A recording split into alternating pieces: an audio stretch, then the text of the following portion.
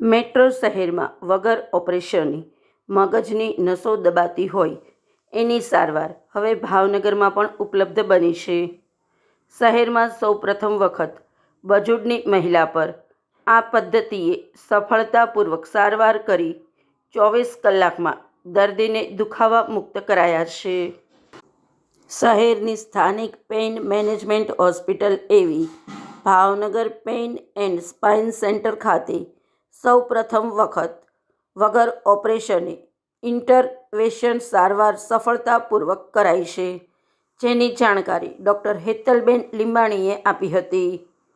આ તકે 2 વર્ષથી અસહ્ય દુખાવાનો સામનો કરી રહેલા મહિલા દર્દીએ પોતાની પ્રતિક્રિયા આપી હતી. આ બીમારીના કારણે દર્દીને ચહેરા પર તીવ્ર અને અસહ્ય દુખાવો થાય છે. મગજની નસનું ઓપરેશન ખૂબ જોખમી છે. એવા સંજોગોમાં આ કિસ્મની સારવાર વાસ્તવમાં આશીર્વાદ સમાન છે. મારું નામ doctor Hetal Limbani. I am practising as a pain and spine physician. મારી હોસ્પિટલનું નામ છે Bhavnagar pain and spine centre. જો હું ભાવનગરમાં છેલ્લા 1.5 વર્ષથી કાર્યરત છું અને હવે અમારું નવું હોસ્પિટલ પણ RO2 કોમ્પ્લેક્સ ખાતે બનેલું છે. ખાસ તો આજે અમે જે એક ભાવનગરમાં સૌ પ્રથમ વખત ટ્રીટમેન્ટ કરી છે રેડિયો ફ્રીક્વન્સી એબ્લેશન. ટ્રાઇજેમિનલ ન્યુરાલ્જિયા માટે આની આ સારવાર છે. હવે ટ્રાઇજેમિનલ ન્યુરાલ્જિયા વિશે કહું તો ટ્રાઇજેમિનલ ન્યુરાલ્જિયા એક એવો રોગ છે જે મગજની નસ દબાવવાના કારણે થાય છે. મગજની નસ જે રીતની નસ દબાતી હોય એ ટાઈપનું પેઇન એટલે કે દુખાવો દર્દીને હોય છે. આ દુખાવો એટલો અસહ્ય હોય કે ઇલેક્ટ્રિક શોક લાઇક દુખાવો હોય, શોર્ટ જેવું આવે. દર્દીને ખાવા પીવામાં તકલીફ, બોલવામાં તકલીફ, પોતાનું રૂટીન કામકાજ પણ ન કરી શકે. અને આ ડિઝીઝને, ક્રોનિક પેઇન ડિસઓર્ડરને સુસાઇડલ ડિઝીઝ પણ કહેવામાં આવે. એટલે કે દર્દીને એવું થાય કે આ દુખાવો સહન કરવો એના કરતાં મરી જવું સારું, એટલી હદનો આ દુખાવો હોય છે. હવે સારવારના વિકલ્પોમાં જો દવાથી ન મટે તો પછી ઓપરેશન જ અત્યાર સુધી હતું ભાવનગર માટે. પરંતુ ઓપરેશન આ ટ્રીટમેન્ટ માટે ખૂબ જ જોખમી છે, કેમ કે આ સારવાર કરવામાં ઘણીવાર આંખની નસને પણ નુકસાન થતું હોય.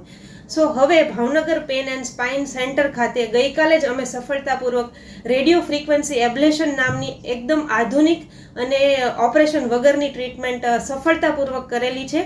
અને આ ટ્રીટમેન્ટ બેઝિકલી ઓપરેશન થિયેટરમાં જ થાય છે. ફ્લુરોસ્કોપિક ગાઈડન્સ હેઠળ ચોક્કસ નસ જે દબાઈ છે એ લોકેટ કરી અને એને ઇલેક્ટ્રોથર્મલ એબ્લેશન કરવામાં આવે છે.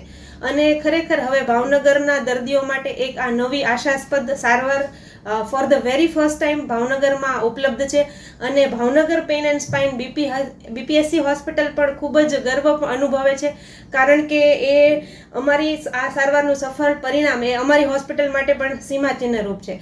સો હવેથી ભાવનગરમાં અને ભાવનગરથી આગળના દર્દીઓ કે જે ટ્રાઇજેમિનલ ન્યુરાલ્જિયાથી પીડાય છે એના માટે એક આશાસ્પદ નવો વિકલ્પ ઓપરેશન રહિત અને એડવાન્સ રેડિયો ફ્રીક્વન્સી એબ્લેશન સારવાર ઉપલબ્ધ થશે.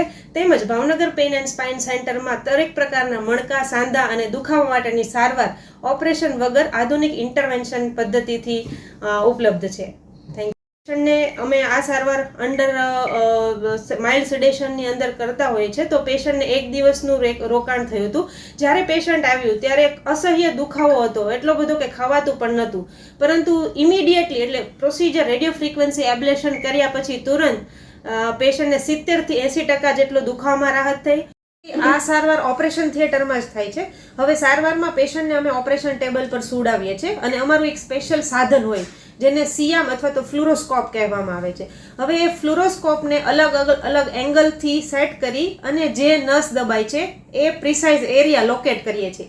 એ સાધન જ્યારે અમે સ્કલ કે પેશન્ટનું બ્રેઇન જોઈએ છે, એનું બ્રેઇન અમને ટીવીમાં દેખાય છે અને જે નસ દબાય છે એ નસ સુધી એ ફ્લુરોસ્કોપની મદદથી એ નસ સુધી પહોંચીએ છીએ, લોકેટ કરીએ છીએ. પછી જે રેડિયો ફ્રીક્વન્સી એબ્લેશન મશીન છે એના દ્વારા એ ચોક્કસ નસ સુધી પહોંચ્યા છે એના માટેનું કન્ફર્મેશન કરવામાં આવે છે. એ નસ સુધી પહોંચ્યા હોય તો પેશન્ટને એ ભાગમાં મોટર મૂવમેન્ટ વગેરે આવે છે અને જેવો દુખાવો પહેલાં આવતો હતો એવો જ દુખાવો એ નસને અડીએ ત્યારે થાય છે એવું પેશન્ટને પૂછીએ છીએ.